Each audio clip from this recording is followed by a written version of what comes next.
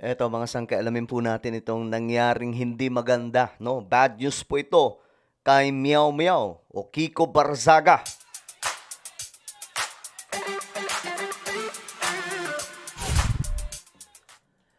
Ang makulit na congressman na walang respeto, walang galang, na mukhang may problema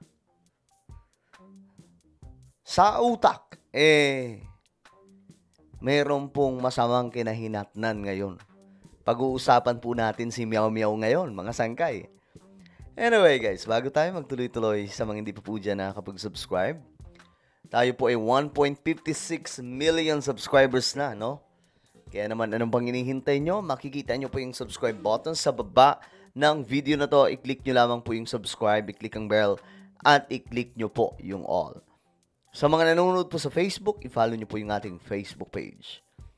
Okay, mga sangkay. May bad news dito po kay Kiko Barzaga na napakakulit. No, ayon po kasi sa report, mga sangkay, ayan po. Inirekomenda for this listing ng AFP Reserve Command si Cavite 4th District Representative Kiko Barzaga ng isang Army Reservist. Reservist pala itong taong to, mga sangkay, tapos pasaway, no? Pambihira, naturingang isang kongresista pero pasaway. Kita nyo, mga sangkay, kung paano niya binabastos yung mga kapwa niya congressman. Ako, mga sangkay, galit din po ako sa magnanakaw, galit din po tayo sa mga buhaya. Bad trip nga po tayo kay Martin Romualdez, kay Zaldico. Pero yung mga pambabastos niya, sa gitna po ng kung ano man ang kanilang ginagawa doon sa House of Representatives, hindi po talaga maganda. 'Di ba? Hindi po pang ano lang yan, pangkanto yung ano niya, mga sangkay, yung astahan. Kaya nga po, napapatanong, ito marami ang nagtatanong kung may problema daw ba ito sa pag-iisip itong si Kiko Barzaga. Kilala nyo naman po si Kiko Barzaga, di ba? Marami na po siyang ginawa. Ito, mga sangkay, halimbawa na lang. Kung titingnan po natin yung kanyang, Facebook page. O, hindi po ito Facebook page. YouTube, not YouTube pala. Facebook account. Tingnan po ninyo paano binastos dito si Sandro Marcos. Yun, no? Kakatapos lang ng DOJ hearing. Alam mo? Sandro Marcos. Sabi natin. Good afternoon. Good afternoon, Kiko. Kinamayan pa siya ni Sandro Marcos, di ba? Good afternoon, Kiko. Tingnan yung gagawin niya dyan. Ano yung kaso ni Tito Romualdez mo? Yung ano pala? Ayaw sumagot. Ayaw sumagot. Natatakot. Huwag ganyan. May saltik, di ba? May problema sa pag-iisip. Di ba? Alam niyo, hindi po gawain yan ng normal na tao, mga sangkay. Tila baga, mayroon po siyang problema sa pag-iisip. Dapat siguro magpakonsulta po ito. Mukhang may problema sa mental health niya mga sangkay, no? Ngayon, ang problema dito, sabi sa balita, ayon kay Philippine Army spokesperson Colonel Louis Di Maala, dahil ito sa mga kontrobersyal na pahayag ni Barzaga na maituturing na misconduct bilang reservist. Wala naman pong sundalong ganyan. Diba? Wala pong sundalong ganyan. Sabi dito, his speeches and utterances on social media insinuating that the AFP, PNP, and reservists will join the protest on September 21, 2025, declaring the loss of trust in the president by the AFP and PNP and the likes constitutes misconduct. Ngayon, mga sangkay, tingnan po natin yung kanyang account. nung September 21, no, balikan po natin kung kailan to. Marami po siyang ginagawa dito. Alam nyo, mayroon pa nga po siyang post. We will impeach President Marcos. Anong grounds? Sa anong grounds? Sabi niya dito, Congressman Kiko Barzaga is calling for the impeachment of President Marcos due his inability to bring justice for the hundreds of billions stolen from DPWH. Anak ng tokwa, bobo ba siya? Tanga ba siya? Si BBM nga ang nagbukas nito, kaya po natin alam eh. Di ba? Hindi po ito nagawa nila PRRD noon. Wala, hindi nga po ito nagawa ng ibang mga presidente. Tanging kaisa-isang presidente lamang, si BBM lamang, ang naglakas loob na banggain kahit sarili niyang gobyerno. At ngayon pinapanagot, si PRRD ba nagawa ito? Noong panahon niya, marami pong ghost project. Siya po mismo ang umamin noong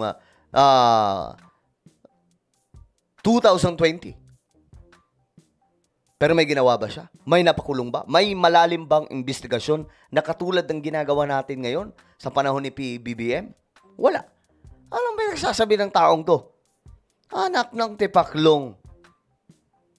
Kung mayroong walang ginawa dito, yung mga nauna. Di ba yung mga nauna, anong ginawa nila? Wala, kahit nga po si PRRD, yun na daw pong pinakamatapang, pero anong nagawa? Wala, di ba? Balikan natin, asan kaya dito yun? September 21 daw eh. Ayan yan. My allies in the AFP are being targeted by the Marcos administration. Ayan, mga sangkay,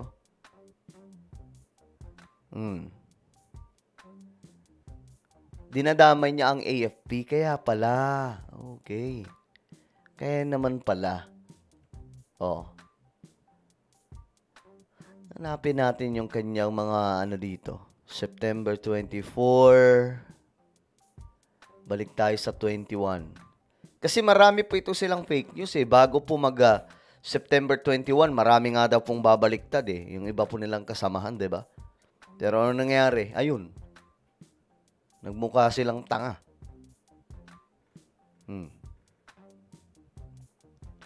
September 22. Okay. Ito, ang dami niyang kalokohan dito, Mga kung ano-anong sinasabi. Diyos mo yung marimar. Mga congressman na nagnanakaw, safe lang. Walang problemang magpahayag ng ganitong klaseng pahayag, Kasi kahit nga ako, kino-call out din po talaga natin yan.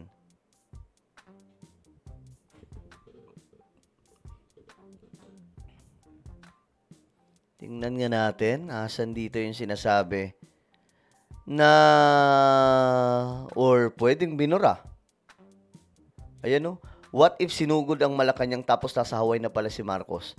May mga ganito siyang post. Kita niyo mga sangkay? Huling protesta na ba ito ngayon? Uumpisa pa lang ito ng pagbabago ng sirang sistema. Anak ng toko, akala mo naman talaga may ginawa yung kanyang sinusuportahan.